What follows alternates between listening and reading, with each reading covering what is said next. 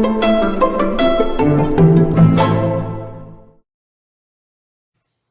morning. My name is Brandon and I'm an alcoholic and addict in recovery.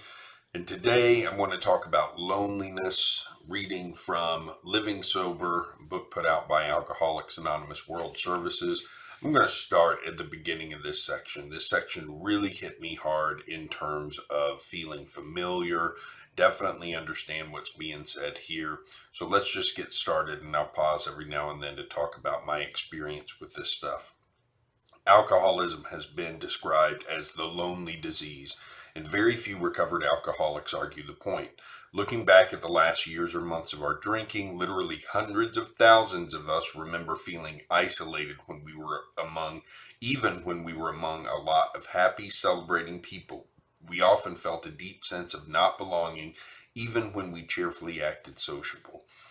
So if you go into an alcoholics meeting, an Alcoholics Anonymous meeting, and ask how many of you have felt alone in a crowd, I guarantee you 99% of the hands will shoot up, if not full 100.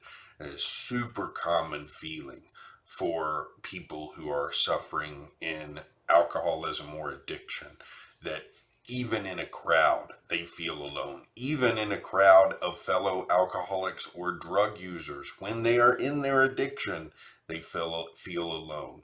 Addiction is a lonely, lonely place, and that only contributes to all of the symptoms, all of the problems that we try to use drugs and alcohol to escape from unsuccessfully. And so it's a really, really apt description here. I really felt that because, especially in the late part of my drinking and drug use, I felt alone when I was in a crowd of people, and I would put on the smile and I would make jokes and I would make small talk. And the whole time I was in my head thinking, none of these people understand who I truly am, and I'm only going to be that person when I can leave and be by myself again. Very bad place to be. Don't feel like that anymore, thankfully. Keep reading. Many of us have said we drank originally to be a part of the crowd. So that's one of the reasons I started drinking a lot. It helped me socialize, and it helped me feel like I belonged to a crowd that for a while I had kind of stayed away from because I wanted to avoid being identified as someone who drank.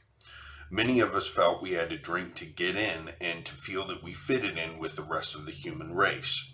And that definitely fits because for the longest time I felt like I could not participate at social events without alcohol. I always felt like social events that did not have alcohol were awkward and I couldn't understand them.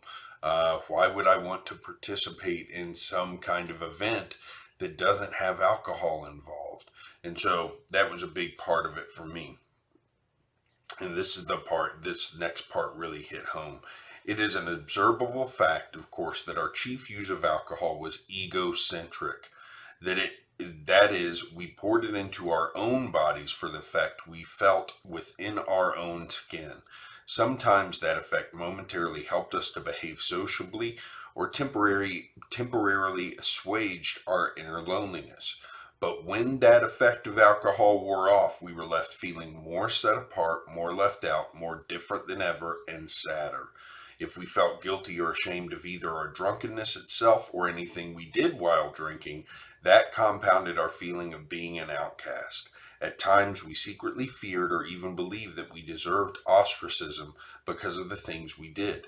Maybe many of us thought, I really am an outsider. Perhaps this feeling is familiar to you when you think back to your last bad hangover or bad drunk. Very familiar feeling to me. I would often wake up not knowing what had happened the night before, and I'd have to either check in with my wife or call a friend and say, hey, what happened? Was I okay? Did I do anything foolish? That's a terrible feeling, and it makes you feel like you are an outsider, like you were not participating in the social event that you were in, that you were just there and being drunk, which actually often was the case. And that is not a that's not a productive way of participating in the social world. Just being present and drunk isn't furthering your social commitment to those around you. And it's not helping you bond with other people in any kind of significant way. So you really do feel like an outsider because you're not participating. You may be there, you may be present, but you're not participating. The lonely road ahead looked bleak, dark, and unending. It was too painful to talk about, and to avoid thinking about it, we soon drank again. So that was, I didn't have mornings where I woke up drunk and from the night before and feeling bad because I might have done something foolish and swear off drinking. I never did that. I started drinking again to escape the feelings that I had about what had happened the night before. Although some of us were lone drinkers, right here, I definitely was, it can hardly be said that we completely lacked companionship during our drinking days. People were all around us. We saw, heard, and touched them, but most of our important dialogues were entirely interior, held with ourselves. Say that again. Most of our important dialogues were entirely interior, held with ourselves. We were sure nobody else would understand. Besides, considering our opinion of ourselves, we were not sure that we wanted anybody to understand. So I used to have my inner dialogues were so extended that I would literally spend hours by myself just talking to myself. That's how bad it got, you know. Especially when I was smoking cigarettes. I would just stand out on the porch drinking beer and smoking cigarette after cigarette and talking to myself about, you know, people who had wronged me and what I was going to do the next time I saw them or the next time I got a chance to talk to them or what I needed to do to take up for myself or all these other or playing out these grand fantasies that I had about how things were going to be different in the future. And it is those in the moment, those felt like nice escapes from reality, but that's all it was. It was escape. It didn't do anything for me. And I feel so fortunate that I don't have those kinds of inner dialogues anymore. And when I am with other people, the dialogue that I have with them is genuine.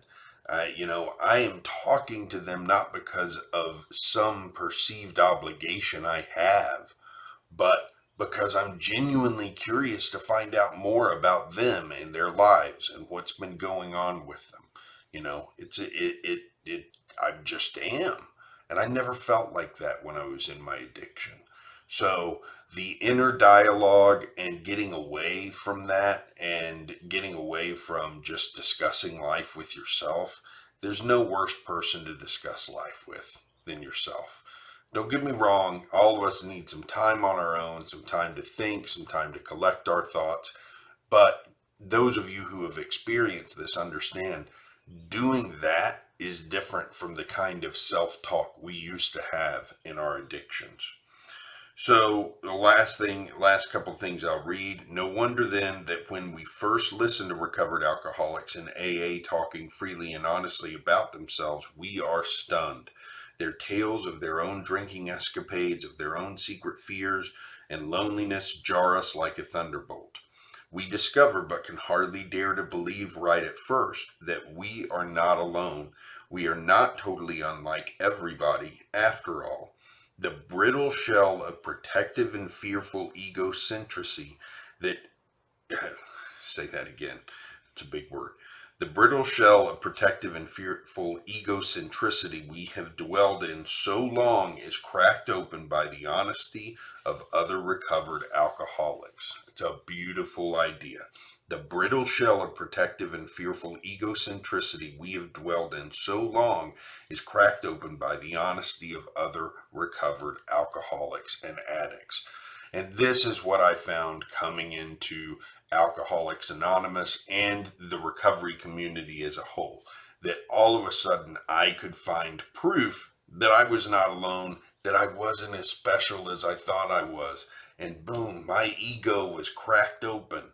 This idea that I had some kind of special relationship with alcohol and drugs and that there was something unique about me was gone, because literally any time of day around the city where I live, I could find a meeting room full of people who did the exact same stuff I did, who did it in the exact same way. And that is a feeling that all of a sudden you're faced with the fact that you are not as alone as you thought you were. And you have a choice. You can engage in the new community you found and banish that loneliness from your life, or you can maintain it, which increases the likelihood that you are going to go back to drinking and using. So I have chosen to engage with the community. I am so happy that on nights where I go to the meetings where I know people, I genuinely cannot wait to get there and see people and find out what they've been doing with their lives and how the week's been treating them. Even if these are people that I catch up with during the week anyway. It's an opportunity to see people face to face, to engage with them, and I'm so happy that we're starting to open up a little bit again, so that we can have that face to face engagement, because you just don't get the same thing over Zoom. Um, so I really liked this section because loneliness in my addiction was one of the biggest problems that I had, and I didn't really understand it at the time. And then coming into recovery, finding that I'm not alone and engaging with the community has been one of the most rewarding parts of the journey. And I get excited every time I think about how it's going to continue to grow as time goes on. Hope you have a great day. I'll see you back here with more tomorrow.